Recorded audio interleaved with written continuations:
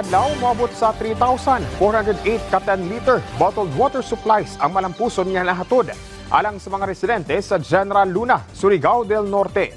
Nalakip among augmentation sa mga lakang aron nga ma-address ang panginahanglan sa limpyong tubig sa mga residente sa Siargao Island kinsa nagpabiling apektado sa power outage sa lugar nga nagsugod pa netong Disyembre 1 ning tuiga.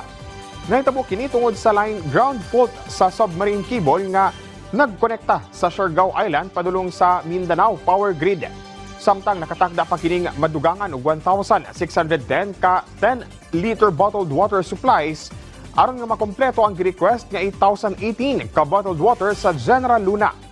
Gipasaligsab sa Department of Social Welfare and Development kun DSWD Field Office Caraga nga nagpabilin silang andam sa paghatag og suporta sa panginahanglan sa isla.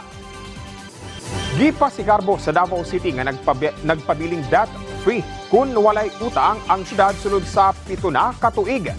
Sumala sa chairperson sa Committee on Finance, Ways and Means and Appropriations sa 20th Davao City Council nga si Councilor Mirna Dalodo Ortiz, pipila ka tuig na sumala pa ang milabay gikan sa ulahing higayon nga nangutang ang syudad sa bangko. Ang mong impormasyon gikalipay sab ni Davao City Mayor Sebastian Duterte. Gibarugan sab niini nga pagpadayon lang kini sa tingwa sa kanhi mayor sa Davao City ug kasamtangang Vice Presidente sa nasod nga si Vice President Sara Duterte.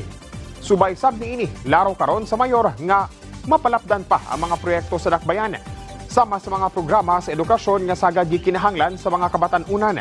Sa tuig 2025 sab mukabat ngadto sa 14.3 billion pesos ang budget sa Davao City.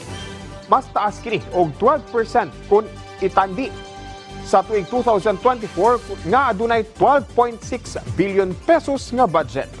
Ug mo kadto ang mga nag-unang balita dinhi sa PTV Davao. Ako si Jay Lagang para sa Pambansang TV. Sa Bagong Pilipinas.